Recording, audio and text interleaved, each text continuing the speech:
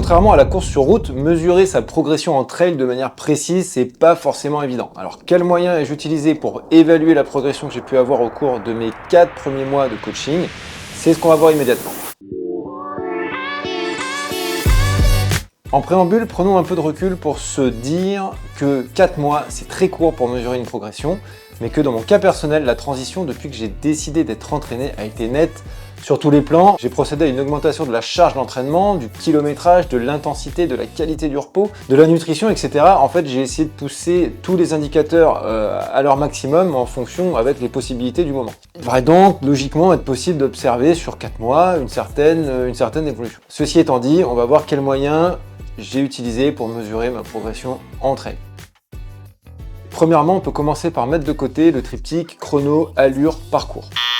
Effectivement, contrairement à la course sur route, on ne pourra pas utiliser ces indicateurs de manière précise, comme pour un 5-10K, semi-marathon, marathon, où il est assez aisé de comparer les chronos en tenant compte des légères particularités de chaque course, à part de rares exceptions entre elles, comme par exemple la très connue Sierzinal, qui ne change pas de parcours depuis sa création et sur laquelle les athlètes peuvent venir se jauger d'année en année et comparer leurs chronos.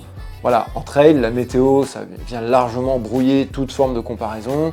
La course n'a plus rien à voir s'il se met à pleuvoir et transforme un terrain sec en terrain boueux ou glissant, alors qu'un peu de pluie sur un 10 km sur route va avoir un impact minime sur la performance. Le vent, en revanche, sera un paramètre assez impactant, que ce soit autant sur trail que sur route. Donc voilà, maintenant qu'on a plus ou moins écarté les axes de comparaison classiques un peu simplistes, je vous propose 4 autres moyens de juger de votre progression en trail en fonction de votre profil et de votre porte-monnaie. Car oui, je vais aussi vous dévoiler dans la vidéo un moyen très efficace et ultra précis de juger de cette progression, mais également un peu coûteux.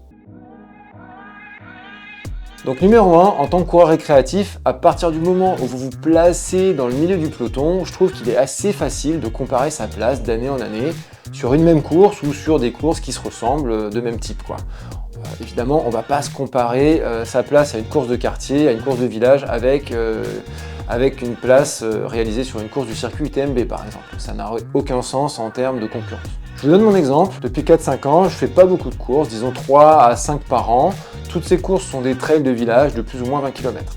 À l'exception des 10K route que je fais uniquement l'hiver pour jauger un peu de mon cycle de vitesse. On va y revenir un peu plus tard. Dans un petit tableau Excel, j'ai l'habitude de noter mon classement et de calculer ma place en pourcentage par rapport au nombre de partants. C'est pas bien compliqué. Ça donne un exemple. Le premier trail que j'ai parcouru en 2018, je l'ai terminé à la 105e place sur 172 participants. J'étais donc dans les 61 premiers pourcents de la course, ou les 39 restants, ça dépend comment on voit les choses. Je fais ça pour toutes les courses, et petit à petit, je peux voir si je reste dans la même tranche, si je progresse ou si je régresse. Et donc pour terminer cet exemple, je n'ai refait cette course qu'en 2023, où cette fois j'ai terminé 32e sur 142 participants, ce qui m'a classé dans les 23 premiers pourcents des concurrents à l'arrivée, donc évidemment j'ai pu noter une progression nette. Je vous donne ce dernier exemple pour ma course repère, ma course étalon. Il s'agit du trail du Gladzig auquel je participe depuis 2022. J'ai donc terminé mon premier 59 km au Gladzig en 6h32, à la 236e place sur 706 partants, ce qui me classait dans les 33 premiers pourcents des concurrents. En 2023, le parcours était également de 59 km. Je le termine en 6 heures tout pile, à la 80e place sur 803 participants, ce qui m'a placé dans les 10 premiers pourcents des concurrents à l'arrivée. Donc si je m'étais basé uniquement sur le chrono pour juger de ma progression, ça aurait été largement insuffisant car d'une part, le parcours change de sens d'année en année et n'emprunte absolument pas les mêmes chemins. De plus, en 2024, dans quelques jours, je vais participer de nouveau à ce trail qui prend des chemins différents, qui n'a pas du tout le même dénivelé. Sur les années précédentes, on était dans un dénivelé qui allait aux alentours de 1400-1500 mètres de dénivelé positif et négatif. Cette année, on va plutôt être aux alentours des 1000-1100 des plus des moins. Donc ça n'a absolument rien à voir et en plus il va faire 56 km au lieu de 59. Donc bon bah voilà, comparer ces temps d'année en année sur le trail n'a pas vraiment de valeur, sauf exception. J'ai donc pu valider une année de course à pied et d'entraînement par cette progression qui était nette. Je reparticipe effectivement au trail du Gladzig cette année dans quelques jours, avec l'ambition de me rapprocher encore un peu plus de la tête de course. Je dis dans quelques jours, mais peut-être que le temps que je fasse la vidéo et que je la monte, le trail sera déjà passé. C'est pas grave. Alors évidemment, cette méthode, elle est assez subjective, elle a donc ses limites, elle ne s'appliquera absolument pas à des coureurs qui sont proches de la tête de course, disons top 5, 10, 15 premiers, où la présence ou non de certains concurrents pourrait venir évidemment chambouler le classement. Quand vous êtes 250e sur une course, que les 3 premiers soient là ou pas là, vous voyez absolument pas la différence, ça ne change rien à votre course. Si vous êtes top 5 et que les 3 premiers sont pas là, ça change tout. Pour X ou Y raison, les 3-4 gars qui sont souvent devant vous, sont pas sur cette course et paf, vous gagnez la course. Bon génial, ça enlèvera rien au plaisir de gagner une course, que je ne connais absolument pas, mais ça ne veut pas forcément dire que vous avez progressé. Donc voilà pour l'axe de comparaison avec les autres, je pense que vous avez compris le principe. Passons maintenant à la deuxième méthode pour mesurer votre progression, la sensation. Donc c'est une donnée ultra importante pour s'auto-évaluer. Même si j'utilise énormément le cardio à l'entraînement et en course, notamment pour effectuer mes entraînements dans les bonnes zones, il faut savoir se détacher de ces métriques à certains moments. Donc par exemple, le jour de la course, et notamment sur la dernière partie de course, c'est-à-dire qu'une fois que vous êtes servi de votre cardio pour contrôler votre allure, pour rester dans votre bonne zone cardiaque, et donc pas partir comme un foufou et cramer toutes les cartouches sur la première demi-heure de course, voilà, j'essaye petit à petit de switcher vers l'écoute des sensations. Évidemment, je ne m'empêche pas de jeter un œil à ma montre pour contrôler si je suis dans les bonnes allures, etc. L'idée de faire ça est d'être un peu plus focalisé sur soi et ses ressentis que d'être focalisé sur ses métriques. Voilà, après c'est quelque chose de très personnel, donc on va pas s'y attarder. Chacun va avoir ses repères, ça peut être des repères dans une côte, ça peut être des repères à plat, c'est peut-être des repères de vitesse, pourquoi pas, sur un temps très court, sur une relance au sommet d'une bosse, voilà, j'ai relancé, j'étais tout de suite à 13, 14, 15 à l'heure, j'en sais rien. Les jambes étaient légères, ça tournait tout seul, ou à l'inverse, j'étais complètement scotché, je comprends pas, d'habitude c'est pas comme ça, là j'étais lactique, etc., etc. Donc voilà, c'est des repères, des sensations qui sont hyper importantes, c'est des messages en fait qu'on peut traiter beaucoup plus rapidement. Et plus on se fie à ces sensations, plus on en apprend sur ses capacités et ses ressentis. C'est hyper important. Le troisième moyen de constater une évolution dans sa pratique peut également passer par les cotations. En effet, il existe maintenant de nombreuses courses de trail qui ont intégré un système de cotation. On peut retrouver les 3 plus gros, l'UTMB Index, l'ITRA et B-Trail, c'est-à-dire qu'en fonction de plusieurs paramètres de course, ça peut être le chrono, la densité des concurrents, la météo, etc., le parcours, le dénivelé, voilà, un algorithme va attribuer un nombre de points à votre prestation et va ensuite établir un classement. Donc voilà, c'est assez simple. Et de course en course, d'année en année, vous pouvez constater si vos points augmentent, diminuent. Voilà, c'est assez simple, hein, c'est un classement. La limite de ce fonctionnement, c'est évidemment les changements dans l'algorithme. Et il y a d'ailleurs de nombreuses polémiques sur certaines cotations ou des coureurs qui ont vu leur cotation baisser ou stagner alors que leur performance était supérieure à l'année précédente. Donc, bon. Pour conclure, je dirais que tant qu'on se place dans le ventre mou du classement, la cotation fonctionne assez bien. Dès qu'on se rapproche de la tête de course, mais ça impactera pas grand monde sur cette chaîne pour l'instant, cela est de moins en moins viable. Le quatrième moyen est à la fois le plus viable et précis, mais également le plus onéreux. Il s'agit du test VO2 en laboratoire, où vous avez la possibilité d'établir l'ensemble de vos paramètres physiologiques, seuil ventilatoire, seuil lactique, VO2 max, lactate, capacité pulmonaire, etc. Ça peut être coûteux, c'est un coût grosso modo entre 120 et 250 € en fonction des paramètres que vous souhaitez faire analyser. Même si ces tests seront bien mieux adaptés aux coureurs sur route, à plat, ils n'en resteront pas moins d'excellents indicateurs pour vos entraînements en trail, en les réalisant tous les ans, tous les 2 ans par exemple, ça peut être très bien. En plus de vous informer sur un état de performance, ces tests sont parfaitement recommandés en plus pour détecter d'éventuelles anomalies ou insuffisances cardiaques, notamment au fil des années d'entraînement.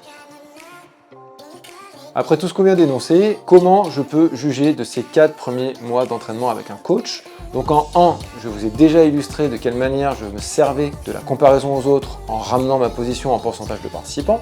En 2, les sensations également que j'utilise de plus en plus, même si je fonctionne beaucoup au cardio, c'est-à-dire les métriques dont je me sers le plus, fréquence cardiaque, vitesse et allure pour les entraînements et les courses. Je suis également beaucoup la VFC, qui est la variabilité de la fréquence cardiaque. C'est une donnée que je trouve assez intéressante, car ce n'est pas un algorithme qui dépend de la marque de sa montre. C'est vraiment une mesure, tout comme le relevé de la fréquence cardiaque. La VFC est un indicateur intéressant pour prévenir grosse fatigue, burn-out et du coup les surentraînements. Alors dans ma pratique de tous les jours, plutôt que d'être des repères fondamentaux sur lesquels je vais vraiment baser mes séances et mon calendrier sportif, ces indicateurs me servent davantage pour me conforter et venir valider en fait les sensations du moment, tout simplement.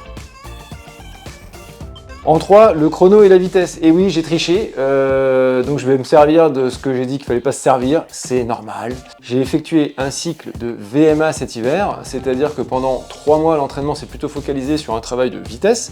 J'ai donc débuté ce travail 1er octobre, j'avais passé 2 courses de 10 km pour venir un peu ponctuer ce cycle. Une le 18 novembre, donc quasiment 7 semaines après le début du cycle, et l'autre le 9 décembre, soit 10 semaines après le début du cycle VMA. Alors pour rappel, mes chrono-références sur 10K à plat étaient dans l'ordre. En 2021, la corrida de Langueux, 44 minutes 40 secondes. 2 ans plus tard, en juin 2023, toujours à Langueux, 42 minutes 11 secondes, donc 2 minutes 30 de gagné. Début du coaching le 1er octobre de cette année, 2023. Ensuite, corrida de Loudéac, 18 novembre, en 41-21 secondes, quasiment 1 minute de gagné depuis juin dernier, sachant que le parcours était soit montant soit descendant, donc un peu plus difficile, jamais plat. Et pour terminer, la corrida de l'Envolon début décembre, en 39 minutes 30 secondes, où j'ai encore retranché quasiment 2 minutes sur le dernier 10K un mois plus tôt. Donc pour ceux qui me suivent, vous aurez noté enfin le passage sous les 40 minutes, derrière lequel je courais depuis déjà un petit bout de temps. Merci, merci, merci. Donc sur le plan de la vitesse, on pourra dire que le cycle VMA aura été ultra profitable. Il reste maintenant à transférer ce gain de vitesse dans la pratique du trail, voilà, ce qui n'est pas chose facile, mais voilà, maintenant il reste à faire ça. Quatrième et dernier moyen pour mesurer sa progression en trail, les repères. Les repères peuvent être de différentes sortes. Cela peut être un temps référence sur une bosse, sur un segment particulier, mais ce dernier sera toujours corrélé à une intensité d'effort. Cela peut être une vitesse moyenne sur un circuit autour de chez soi, sur lequel je vais me tester toutes les 3 semaines, tous les mois, tous les 2 mois, peu importe. Ça peut être un repère d'explosivité sur un segment Strava de 500 mètres, d'1 kilomètre. Peu importe, mais voilà, c'est des petits repères, on connaît ses capacités, on sait ce qu'on fait sur un max, en fonction d'une intensité qu'on donne, et on peut aller se tester dessus tous les jours. Ça ne servira à rien, mais à intervalles assez réguliers, 2 mois, 3 mois, c'est toujours assez intéressant. L'idée de faire ça, c'est d'emmagasiner différentes informations sur ses sensations, sur le chrono, sur sa vitesse moyenne, sur son aisance, etc., etc. Pour ma part, en plus des temps réalisés sur 10K cet hiver, les quelques repères que j'ai pu mettre en place au cours des différentes sorties ont joué un rôle hyper important dans ma motivation et dans ma progression au fil des semaines. Donc je vous donne un exemple, j'avais pris en repère un circuit de 9 km, bien typé trail autour de chez moi, très vallonné. J'ai établi une première marque sur ce parcours en début de coaching, à la mi-octobre. Je l'ai couru en 45 minutes 52 secondes. Ma FC moyenne sur le parcours a été de 166 battements par minute, avec un pic de FC max à 175. La consigne était de rester en haut de ma zone 4, donc au-dessus de mon seuil. J'ai refait ce parcours 2 mois plus tard, avec cette fois pour consigne de rester en haut de la zone 3, donc juste en dessous de mon seuil, donc limite basse du seuil. J'ai couru le parcours en 45 minutes 33 secondes, ma FC moyenne était de 162 BPM, avec un pic de FC max à 169. Donc hyper parlant, j'ai été plus rapide en produisant un effort d'une moindre intensité. Donc on peut tout de suite voir qu'il y a une progression qui s'est faite. Ce qui est bien, c'est qu'il y a les chiffres, il y a les sensations, il y a tout ce qui va avec. Et on essaye de corréler tout ça avec au moins 3, 4, 5 paramètres et on a quelque chose de solide. J'ai de nouveau refait ce parcours un mois plus tard à la mi-janvier, dans des conditions assez particulières. C'est-à-dire, on était à la fin d'un gros bloc d'entraînement, donc assez fatigué, on était surtout dans le cadre d'une deuxième séance d'entraînement d'un bi-quotidien. C'est-à-dire que le matin, j'avais déjà fait une séance de seuil en bosse assez costaud. Donc l'après-midi, séance de seuil de nouveau, je retourne sur mon parcours repère. Cette fois, j'ai parcouru les 9 km en 46 minutes tout pile, ma FC moyenne 162, pic de FC max 172. Voilà. Au-delà du temps gagné ou perdu, les conditions, les consignes, l'état de fatigue sont autant d'indicateurs à prendre en compte pour analyser correctement son évolution. Voilà, mon exemple, il est ce qu'il est. Il me donne des informations à moi, à vous, de trouver vos repères et de s'étalonner toujours en fonction de ces choses-là. C'est pas grand chose à faire, d'écrire 2-3 paramètres, 2-3 informations, 2-3 petites annotations aussi à côté dans son petit tableau, et c'est ultra important parce que quand on voit que 6 mois, 1 an, 2 ans plus tard, c'est hyper intéressant de pouvoir se relire et de faire des comparatifs. C'est ce genre de petites choses qui au quotidien vont faire grandir la confiance dans ses propres ressentis, dans ses sensations. Ça va aussi faire grandir la confiance dans son entraînement et dans ce qu'on met en place au quotidien pour performer. Le but de tout ça, c'est d'apporter un peu de motivation jour après jour et de rentrer petit à petit dans un cercle qui sera de plus en plus vertueux. Pour résumer, je dirais que pour juger d'une certaine évolution dans la pratique du trail, il sera toujours plus intéressant de combiner plusieurs facteurs dont je viens de vous parler.